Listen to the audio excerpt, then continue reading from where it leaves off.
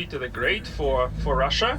So Casimir the Great, he built a town near Krakow in the mid-14th century and named it after himself. So typical for the kings, probably all over the world. And so we had a similar situation like in Budapest. So in Buda, now it's one city, Budapest. There used to be Buda and there used to be Pest.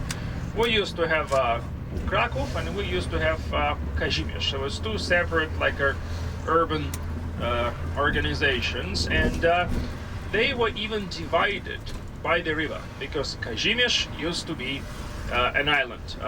When we are in a Jewish quarter, if we manage to get by the map, so I'll show you how it used to be. And the street we're gonna drive in a minute, actually it used to be the river, but it used to be the river only until mid 19th century, when it became just a dirty mudded gutter. It was filled in, and Kazimierz was incorporated into Krakow. But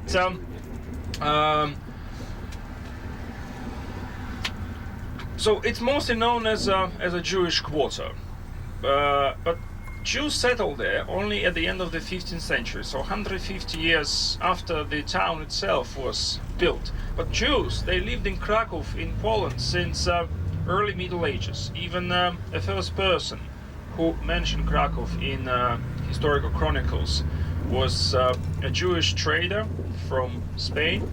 His name was Ibrahim ibn Yaqub, and he was a merchant.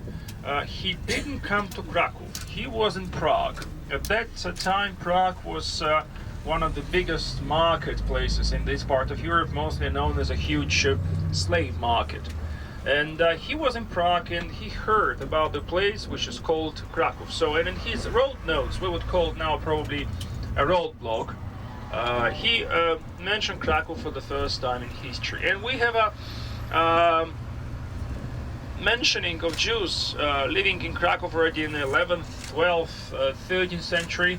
They were coming gradually here to Poland, to Krakow, since early Middle Ages, because this country was much safer for them than many European countries. You know, fleeing from the persecution in Europe, they were coming to Poland, because here they were getting special protection, special privileges. They were even called royal Jews. Why? You know, Poland always been a provincial European country. You know, it joined a quite important Christian club quite late, only at the end of the 19th century. So,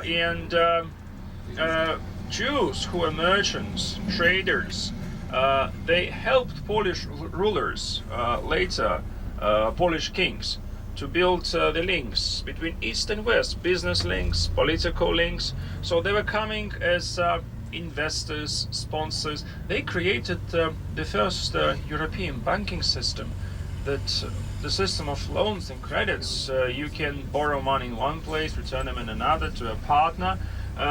They were coming what we would call now a know-how. So they helped to develop the cities, like urban development of Poland. And so therefore that population was constantly growing. Therefore they were under personal protection of Polish kings. If someone performed a crime against a Jew in Poland, that person wasn't sentenced by a normal court, but by the royal court. Therefore it was more and more and more. As a result, just before the war, it was the biggest country, the biggest Jewish country in Europe, with the biggest Jewish population. But the first Jewish quarter wasn't here in Krakow, in Kazimierz. It was in the city center of Krakow, just off the main market square. And at the end of the 1400s, Jews were expelled from Krakow and moved to Kazimierz. Why? You know, it was a local anti-Jewish trend.